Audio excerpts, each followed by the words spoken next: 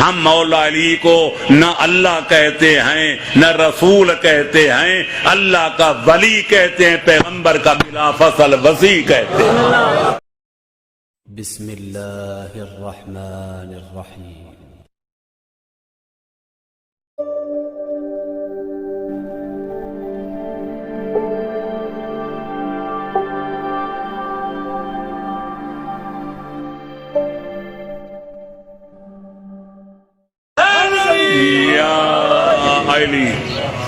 کئی ہمارے بھائی ناراض ہیں کہ جناب شیعہ اپنے اماموں کو خدا کہتے ہیں، جی فلانا بھنگی علی رب کے نعرے لگا رہا تھا، کوئی کہتے ہیں جی شیعہ مشرک ہیں، یہ تو اپنے اماموں کو نبی کہتے ہیں۔ اور اللہ کے بندو، بھنگیوں چرسیوں کی بات کا کوئی اعتبار نہیں ہوتا۔ اگر ہمارا بھنگی بھنگ کا دورہ پی کے جب اس کو نشہ چڑھ جائے تو بے ہوشی کے عالم میں اگر علی رب کہہ دے تو ادھر بھی چرس کا کش لگا کر شیر کہنے والے کہہ دیا کرتے ہیں کہ چاچڑ وانگ مدینہ ڈسے تے کوٹ مٹھن بیت اللہ تے ظاہر دے وچ پری پیر فریدن تے باطن دے وچ اللہ۔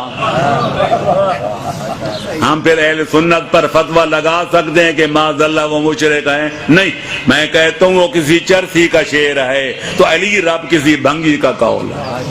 نہ چرسیوں کی بات کی پرواہ کرو، نہ بھنگیوں کی بات کی کوئی پرواہ کرو۔ مذہب وہ ہوتا ہے جو مذہب کے سربراہ کہتے ہیں، جو مذہب کے ذمہ دار علماء کہتے ہیں۔